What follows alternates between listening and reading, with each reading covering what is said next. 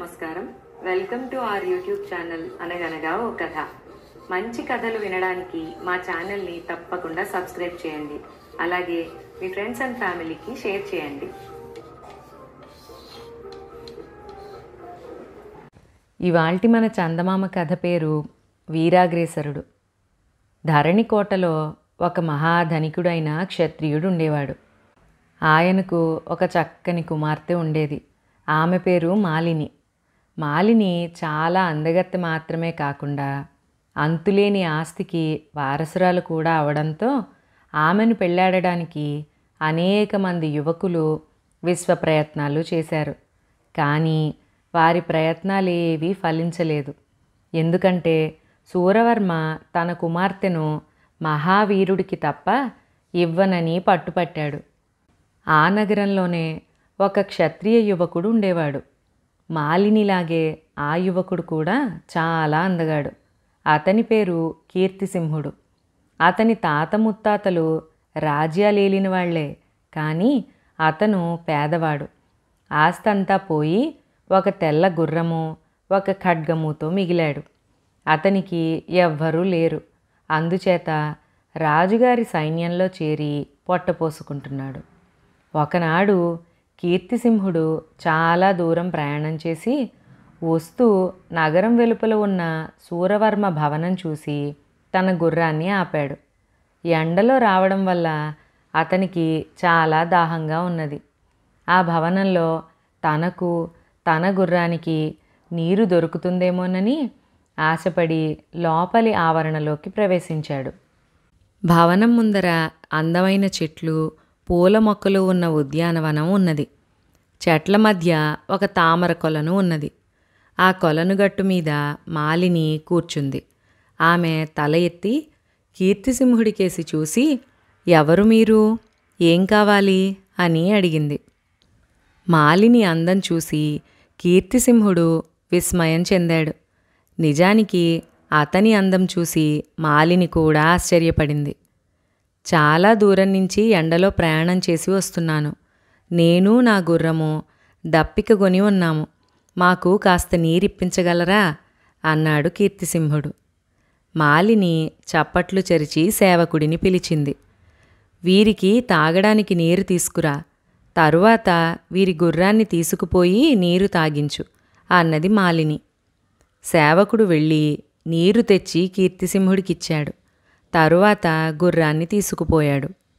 దాహం తీరి ప్రాణం లేచి వచ్చినట్టయిన కీర్తిసింహుడు చుట్టూ ఒకసారి కలయజూసి, "ఎంత చక్కటి వాతావరణం! ఇక్కడే ఉండే మీరు ఇంత విచారంగా ఉండడం విడ్డూరంగా ఉంది" అన్నాడు మాలినితో. "నా విచారానికి కారణం వేరే ఉన్నది. నాకు ఈ జన్మలో పెళ్ళయ్యేటట్టుగా లేదు. నన్ను మా నాన్న మహావీరుడికి కానీ ఇవ్వడట. ఏ భీముడో అర్జునుడో ఇంకా బతికుంటే నాకు పెళ్ళవుతుంది, లేకపోతే లేదు" అన్నది మాలిని తన మనసులోని బాధని వెళ్ళగక్కుతూ. "అంటే నాబోటివాడికి అవకాశం ఉండదన్నమాట. నేను సామాన్య సైనికుణ్ణే, కానీ మా వంశం గొప్పది. కానీ నాకున్న ఆస్తి ఈ గుర్రము, ఈ కత్తి మాత్రమే. నాకు పరాక్రమం ఉన్నది కానీ దాన్ని ఎవరి మీద ఇంతవరకు చూపలేదు. ఆ అవకాశం వచ్చేసరికి నేను ఏ వయసులో ఉంటానో" అన్నాడు కీర్తిసింహుడు. "నన్ను బాగా చూసుకోవడానికి నీ వంటివాడు చాలు, కానీ మా నాన్నను తృప్తిపరచటానికి నీ వంటివాడు పనికిరాడు" అన్నది మాలిని. వాళ్ళిలా మాట్లాడుతూ ఉండగానే సేవకుడు గుర్రానికి నీరు పెట్టి తిరిగి తీసుకొచ్చాడు. "ఇంకా నువ్వు వెళ్ళిపోవడం మంచిది. నేను ముఖం తెలియని వాళ్లతో మాట్లాడుతున్నట్టు తెలిస్తే మా నాన్నకు కోపం వస్తుంది" అన్నది మాలిని. కీర్తిసింహుడు తన గుర్రాన్నెక్కి ఇంటికి తిరిగి వచ్చేశాడు. కానీ మాలినిని మరిచిపోవడం అతనికి సాధ్యమవలేదు. ఆమెకు స్వేచ్ఛ ఉంటే తనను పెళ్లాడుతుంది. ఆ నమ్మకం అతని మనోవ్యాధిని మరింతగా పెంచింది. అతను రోజూ ఒంటరిగా కొండలలో తిరగడానికి వెళ్ళి ఆ విషయమే ఆలోచించసాగాడు. ఒకనాడు అతను కొండలలో తిరుగుతూ ఉండగా ఒక గుడిసె, దాని ముందు కూర్చుని ఒక ముసలిది కనిపించారు. ఆమె అతన్ని చూస్తూనే, ఏమిటి బాబూ నీ విచారం అన్నది. తన మనసులో ఉన్న మాట ఆ ముసలిదానితో చెప్పుకోవాలనిపించింది కీర్తిసింహుడికి. అతని కథ అంతా విని ఆమె అతన్ని ఒక్క క్షణం ఆగమని తన గుడిసెలోకి వెళ్ళి ఒక డబ్బీ తెచ్చింది. ఈ డబ్బీలో ఒక చిన్న సాలీడున్నది. దీన్ని నేల మీద పడేస్తే మంత్రప్రభావం వల్ల ఒక మహాసర్పంగా మారిపోతుంది. దాన్ని నువ్వు చంపావంటే నువ్వు గొప్ప వీరుడివని ఖ్యాతి తెచ్చుకుంటావు.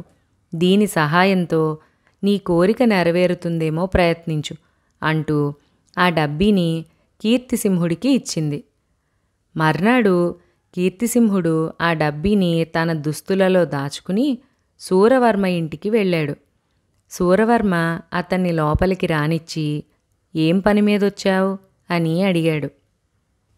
నేను గొప్ప వంశానికి చెందిన సుక్షత్రియుణ్ణి. మా తాత ముత్తాతలు రాజ్యాలు ఏలారు. కానీ విధి వక్రించి ప్రస్తుతం నేను సాధారణ సైనికుడిగా ఉంటున్నాను. పేదవాణ్ణి కూడాను. నాకు మీ కుమార్తెను పెళ్లాడాలన్న కోరిక కలిగింది. ఆ మాట మీతో మనవి చేయడానికి వచ్చాను అన్నాడు కీర్తిసింహుడు. శూరవర్మ అతన్ని యగాదిగా చూసి, నీ శౌర్య పరాక్రమాల మాట చెప్పు, మిగిలిన విషయాలతో నాకు పని లేదు అన్నాడు. నేను కొత్తగా చేరిన సైనికుణ్ణి. 1-2 దొమ్మీలలో పాల్గొన్నాను, కానీ పెద్ద యుద్ధాలలో ఇంకా పాల్గొనలేదు. కానీ అవకాశం దొరికితే ఎంత శౌర్యమైనా చూపగలను అన్నాడు కీర్తిసింహుడు. ఏవైనా సాహసకృత్యాలు చేసి నాకు కనబడు. ఇప్పటికీ నువ్వెళ్ళవచ్చు అన్నాడు శూరవర్మ. కీర్తిసింహుడు తల వంచుకుని వచ్చేస్తూ ఒక కిటికీ పక్కగా వచ్చి తను తెచ్చిన డబ్బీ తెరిచి అందులోని సాలీడును కింద పడేశాడు.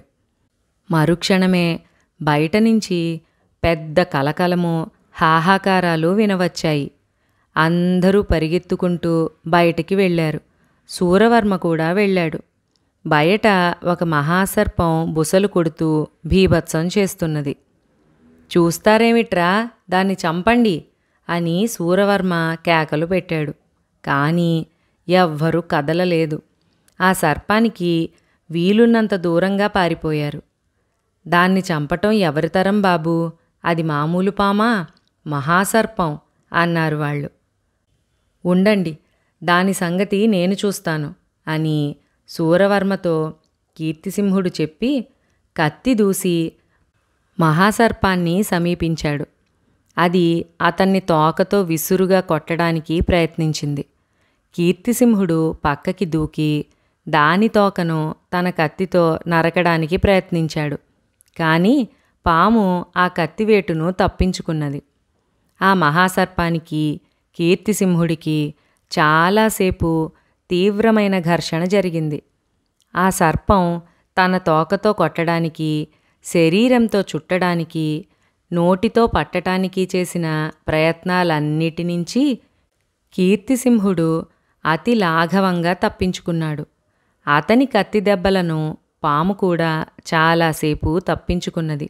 కానీ చివరకు కీర్తిసింహుడు సర్పం తోక నరకగలిగాడు.